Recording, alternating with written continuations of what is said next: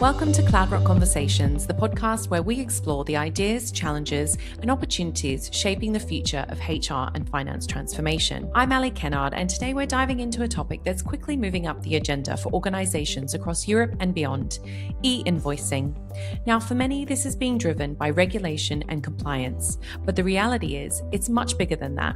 It's becoming a core part of how finance functions operate, integrate, and scale. So the question is, how do we move beyond just meeting the requirement and actually use this as an opportunity to transform how your business works? To unpack that, we have Wyatt Edge-Morgan from CloudRock and Chris Park and James Bright from Avalara. Together, they'll explore what's changing, what it means for Workday customers, and most importantly, what you should be doing about it now. Over to you, James. Thanks very much for the introduction, Ali. And yes, the subject of e-invoicing, it's very complex and ever evolving. With that all said, we're going to unpack what's really happening in the world of e-invoicing and get their perspective from things. First question of the day, I'm going to direct this to you, Chris. First of all, thanks for joining us today as well. There's often a perception that e-invoicing is one thing that you can roll out, is in one big project. But as we know, each country has different mandates and different requirements. How different are they in reality? And is there some insight that you could bring to the audience on this matter? As with many things, the answer is yes and no. In theory, you can roll out across multiple jurisdictions, and many of our customers do this in a phased approach, including a couple of cluster of countries in terms of their implementation timeline. I guess where the complexity comes out is around the fact that there's very little standardization in terms of the local country requirements. I'm talking about the data requirements. So each country has different data requirements. The formats themselves, again, each country is kind of deciding on their own format in terms of the data file, and also around the submission method and the network over which those e-invoices are transmitted. So yes, you can do it in phases and include multiple countries, but that will mean you need to do a lot of upfront planning, understanding individual invoicing flows, whether that's on a per country, per legal entity, or per system basis, and also capturing the data required on a per country, per system, per legal entity basis based on what's actually in scope for each of the legal entities within your business as well. I'd love to hear from Wyatt, given that he's supporting many of our customers on the Workday ERP, on kind of what you're seeing and what you're finding. Thanks, Chris. Thanks, James. Nice to be here. James, you asked the question earlier. I mean, it's clear to see that we've got many different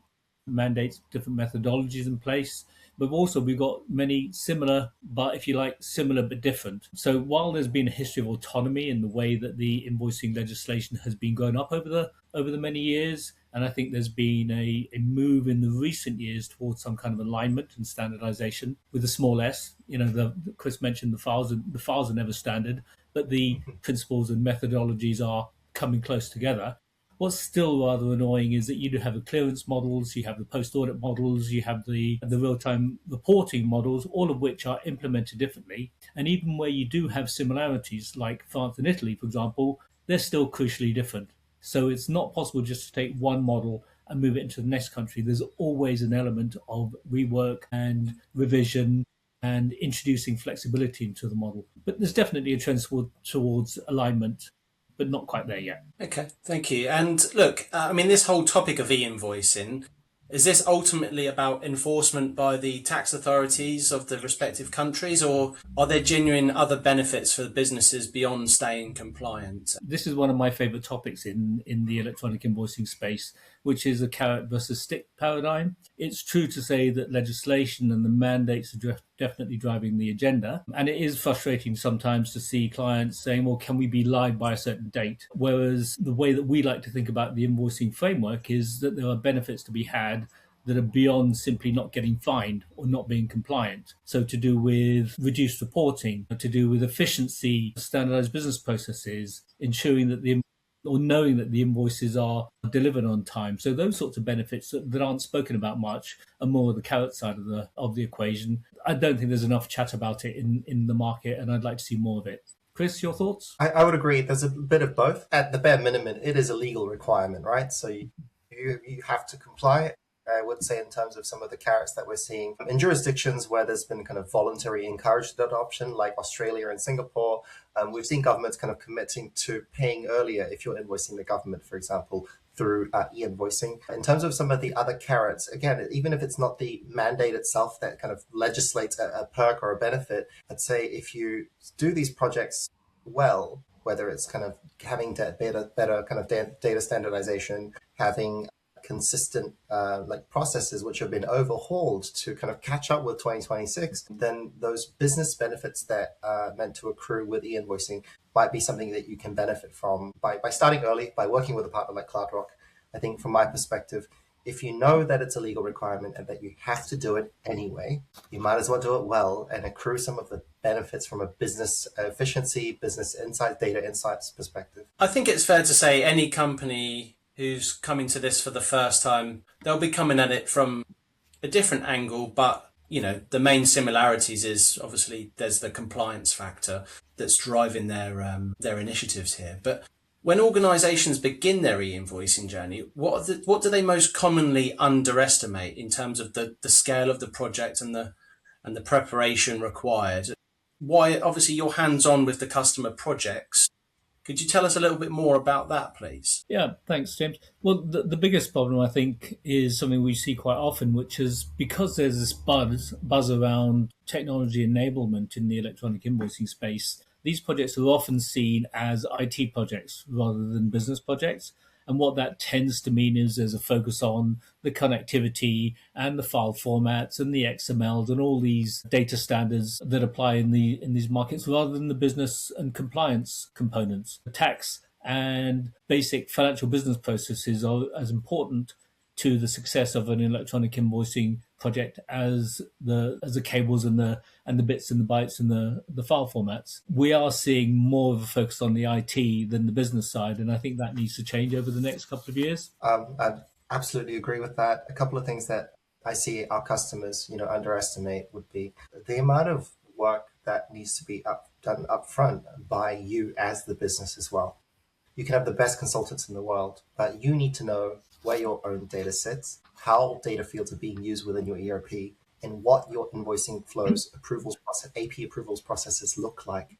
That is a bare minimum, and you need to have clarity on all of that before a consultant or a solution can really be put into a place to actually work within your own business as well. So in advance, even before you talk to somebody like CloudRock, you could actually have done some initial homework to understand your existing flows, whether it's AP or AR, understanding like where all of the data sits. And, if there's data sitting off system or you're using non-standard fields, for example, flagging that up early, at the beginning of the conversation, as that may change the timeframes as well. Factoring in any IT freeze periods as well. If you're sitting in tax, you may not have had visibility of like a massive migration or an upgrade, which is going to mean no IT changes for a period of months, for example, as well. So assume these things will happen, make a start on all of this stuff.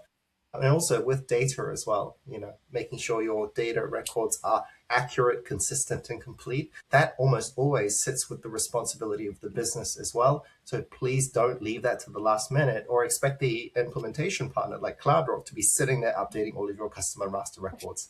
That's certainly not, so they can guide you on what fields need to be updated, the format and the consistency that is required to work with e-invoicing. But that responsibility will generally always sit with the business as well. So don't forget that you will also need your own project team to do these projects well. That's a really good point about the supplier and the customer data records. Predominantly, VAT numbers are the fundamentals on which the invoicing technology lives. And obviously not having VAT numbers in your system compromises your ability to make use of the technology. And indeed, we have seen some examples, for example, in the Germany Zuckfed mandate, where a customer VAT number isn't even needed in the invoice file. And because that VAT number is used to identify the customer, guess what? If you put an invoice out there without a VAT number, it never arrives. The customer would never receive that invoice. So getting the data right, you made that point, Chris, is fundamental for one of the foundations of a project like this. And it could take 2 or 3 months to get the VAT numbers updated or get them collected, because some organizations don't even have them in their systems. Yeah, and that work can be done in parallel while the implementation is happening. That's why we always recommend working with certified implementation partners like CloudRock to guide you through that journey. It's a lot more than connecting pipes. It's so much more than data.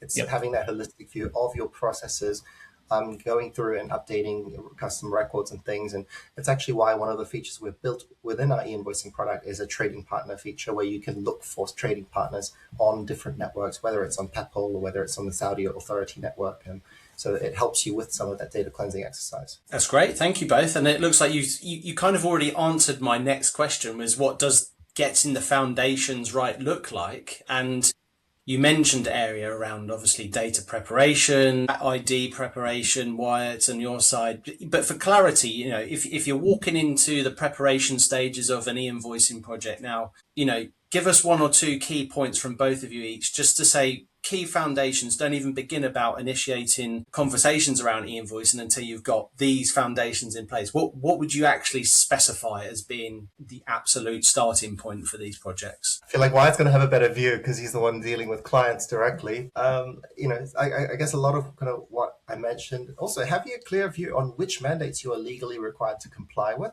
By which date, especially if the jurisdiction has chosen to phase them in as well. Sometimes the phasing is based on the size of the business or based on your kind of like previous financial year's turnover. Otherwise, you don't even know where to begin or which countries to start with, which countries you need to prioritize. Having a view on your existing processes as well. So then we know where we're beginning. We need to have a clear idea of where the starting line of the marathon looks like.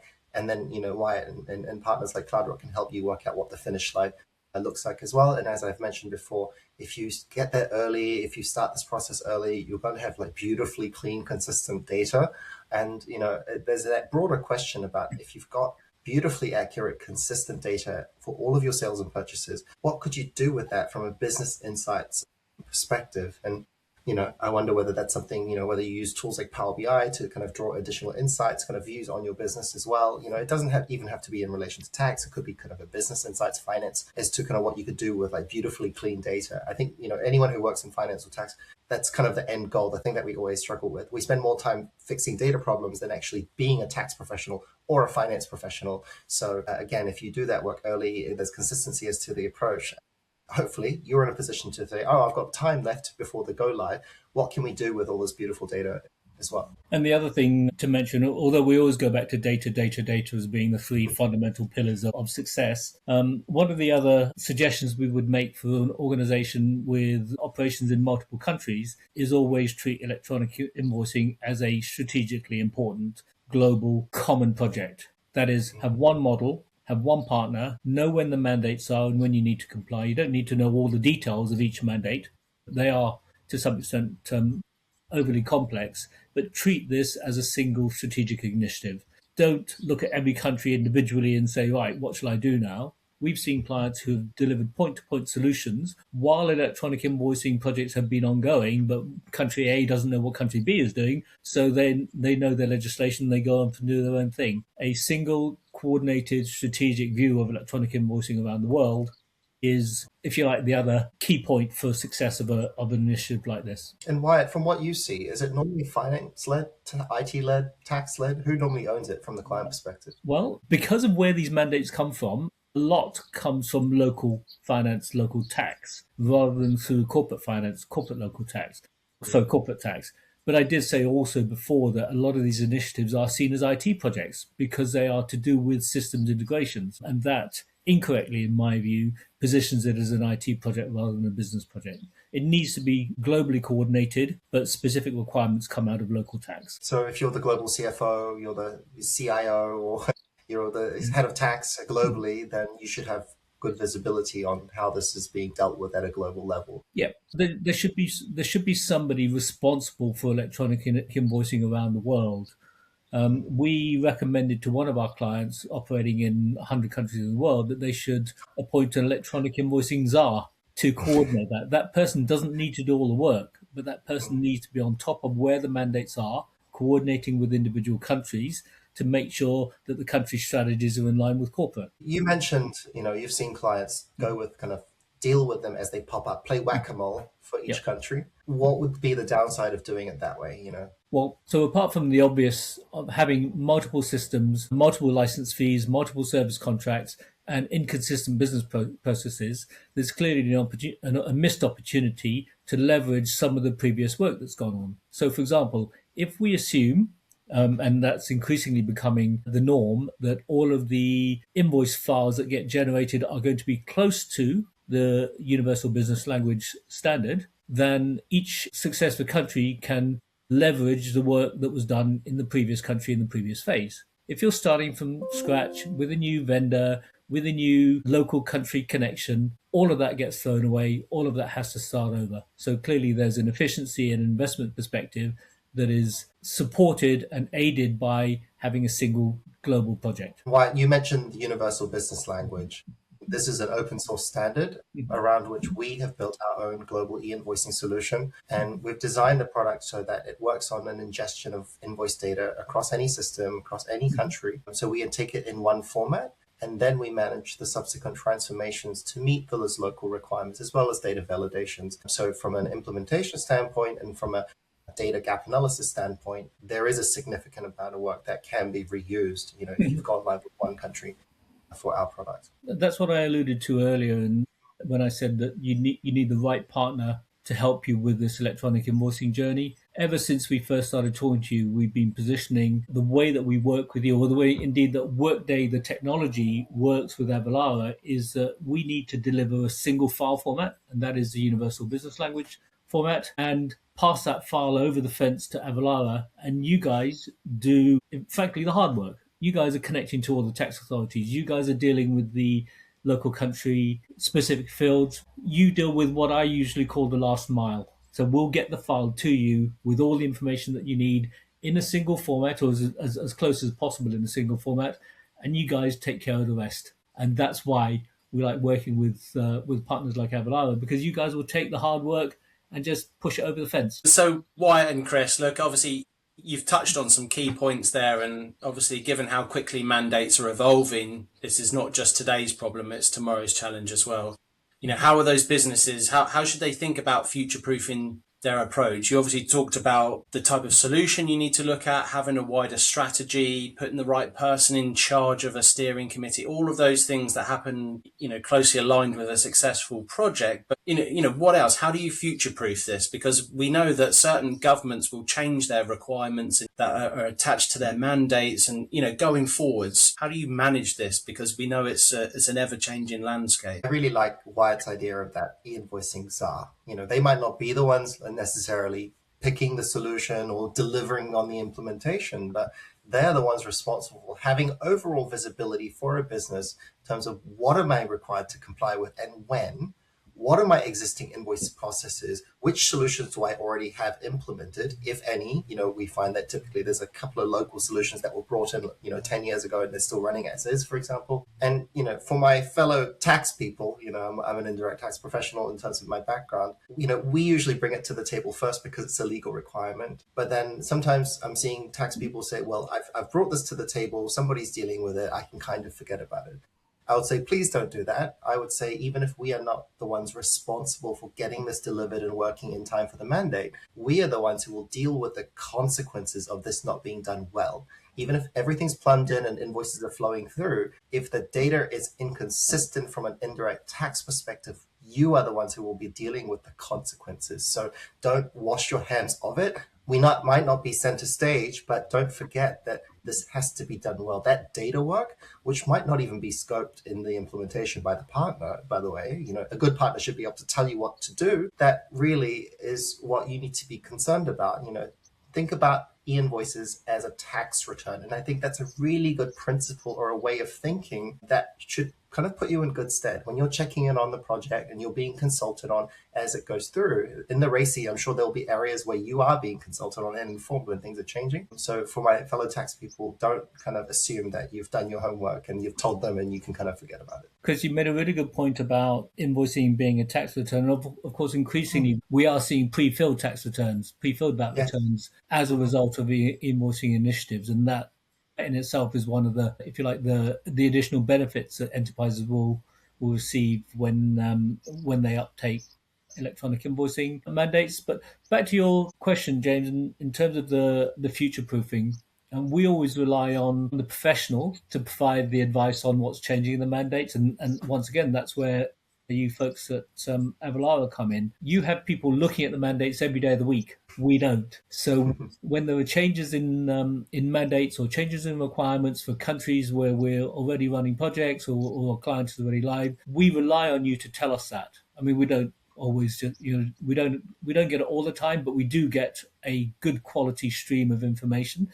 We had an example last year where the Israeli tax authority introduced an extra field in their file. Now, we're not going to know about that until someone tells us. Yeah. And it's important to get those snippets of information as far early as possible to be able to make those system adjustments. I think the other thing that we saw last year in Israel, they changed their number standard for foreign VAT number from, I think they changed one digit. And when that changed, and if we didn't update the supplier and customer VAT numbers, the file was rejected by the tax authority. So those sorts of things, it's important and useful for us to get that feed and that stream of changes to the mandates and tweaks to files from you folks in your regulatory desk who can tell us what's coming up in the next couple of months. And Wyatt, actually, you touched on a really good point. Where does the responsibility end for a solution provider versus when you need to kind of pick up from there or bring in somebody like a CloudRock to support you? If an existing mandate that we support changes, and we've saw those with Israel, as you mentioned, Malaysia, I think we're on version 7 or 8 at the moment already, we will take responsibility for updating it in time for that new version coming into effect based on the legal requirements. Are you going to have all of the data required for that new version? That responsibility sits with the customer, so that would be you. And that's when, if you're comfortable going into the Workday connector and, remapping fields yourself or, running test scripts, that's great. Our product's been designed so that you can do that. Now, if you're less comfortable doing that, then it might make sense to have somebody like CloudRock on almost as like a retainer basis or an ad hoc basis where they can come in and help you test and make sure you're testing the right scenarios and got the additional fields coming across and validating the output XMLs that they are kind of consistent and meet all the syntax requirements and that kind of thing. So, we will continue to keep these mandates up to date. As Wyatt mentioned, we have 300 people that do content research globally, and that is deployed across all of our solutions. That is our responsibility. But making sure you have sent all of the data in the right format to meet that new version, that will remain the responsibility of the customer. I think that's also why you're going to continue to want providers like CloudRock kind of in your back pocket to continue to help as this landscape continues to evolve. And actually, to follow on from that, I mean, it doesn't really matter. It doesn't matter whose responsibility it is to share that additional information. The spirit of a good partnership is that if you know something that I need to know, or I know something the client needs to know, we're going to share that information because it's good for all of us. It doesn't matter whether it's written in a statement of work that I have to provide all the updates. The partners work together. And we work together to make sure that the client gets the service they need. Certainly, yeah, it makes sense. I think having the right solutions and right implementation partners is naturally a key part of an e-invoicing project. So, yeah, I want to thank you both, obviously, for your time today. I appreciate all of the insights. I think some of the key takeaways for the audience naturally will be, number one, identify where you need to comply. Obviously, that's going to be a key part of the strategy. And then hearing points mentioned around dealing with it as a single global initiative, appointing an e-invoicing SAR internally and coordinating with the right stakeholders. And of course, coming to the project early, and making sure that the data is prepared in the right way so that the project can be a success. But if there's anything else, practically speaking, Chris or Wyatt, you'd like to leave as final parting words, by all means, let the audience know, and then we'll wrap it up. Sure. So if I can leave you with one piece of advice, and I said this kind of at the beginning of the podcast today, if you know you have to do e-invoicing, then you might as well start early and do it well. There's no downside of being early, getting to the finish line earlier. And in fact, if you do this work well and you do a really good job of some of that data cleansing and you overhaul your processes and streamline them, remove redundancies, then you can truly start to benefit from some of the upsides from a business transformation, from a kind of business process efficiency standpoint as well. And again, this is where, partners like CloudRock can really add a lot of value and really help. We are e-invoicing and direct tax experts. We are not P2P O2C R2R experts. And that's really a huge area beyond the mechanical implementation where partners like CloudRock can really help. And last word for me, treat electronic invoicing as a strategic objective, coordinate your projects and get a good partner. Simple, really. All right. Well, thank you very much. Thanks for the insight. If you'd like to learn more, then obviously there's some information to follow up off the back of this podcast, and we appreciate your time. Thank you.